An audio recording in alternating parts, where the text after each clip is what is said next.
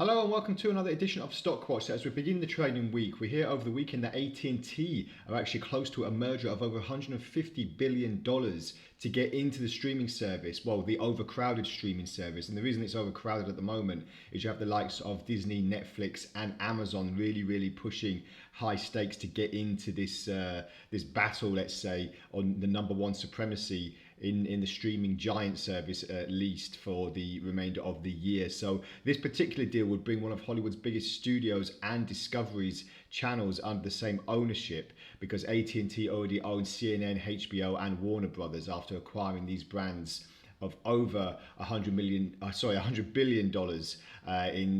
of Time Warner in 2018. So obviously this deal would just mark another milestone for the company. So yeah, as I said, the streaming's arm race, let's say, is bulking up. With all these big players in contention.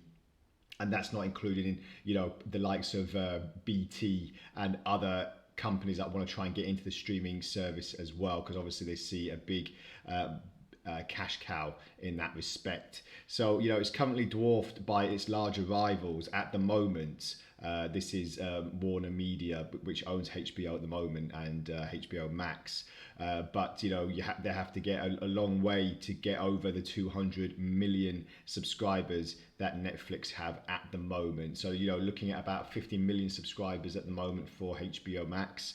There's a bit of a way to go, but with this merger, we'll see what their intentions are. And sticking with streaming content, it's been revealed that Netflix have had to cancel over 20 of its shows in the last 6 months. And you have to wonder if this is a sign of things to come for the rest of the year and beyond.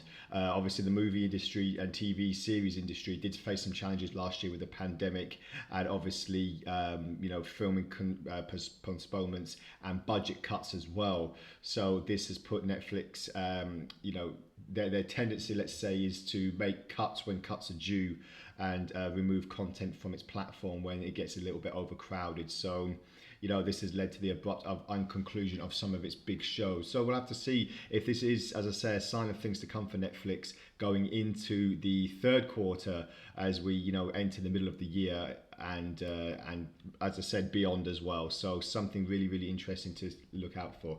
So last time I looked at AT&T, we had this peak on the beginning of December, and this is where a lot of the vaccinations were kind of getting licensed and taking place, and there was a lot of big, well, not just streaming companies, but pharmaceutical companies, travel industries as well.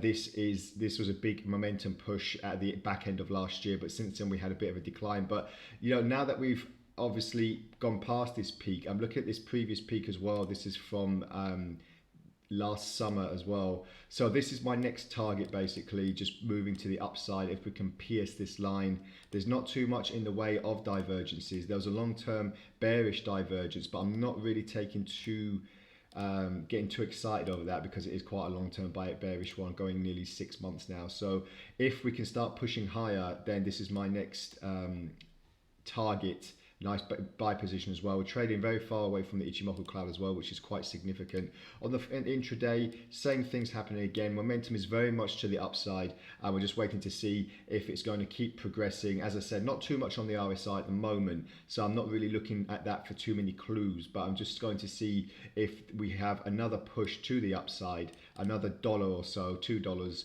and then we'll see if there's going to be a bit more momentum on the upside for there. So very interesting for AT&T. Very good positive news headlines as well as we enter the trading week. These things tend to happen on the weekends, which is very significant as well. So when the market does open, we can see big gaps and take advantage of them. So just a few things to look out for there. Netflix as well, what we're seeing here is a little bit of a dive. We've had a little bit of concerning news for Netflix, subscribers switching off on their last quarter, their last quarter, which I actually reviewed on the Stockwatch a couple of weeks ago as well. So now we're just waiting to see what the opportunities are. Just zooming a little bit more of this choppy action here. We're going for another swing low, and I'll just be looking to see if we're going to start hitting these these lows here. And if not, then we've dipped under the $500 mark as well, which is quite significant again for the streaming giant. Just put it down to intraday at the moment. As you can see here, very big gap. This is when the subscriber numbers switched off, let's say, and there was quite a big detrimental downturn. Very good trading opportunity as well if you caught it. And now we're just seeing a bit more of a bias to the downside. It doesn't look like it's going to really start picking up. If it does, I do expect a bounce at the said level here.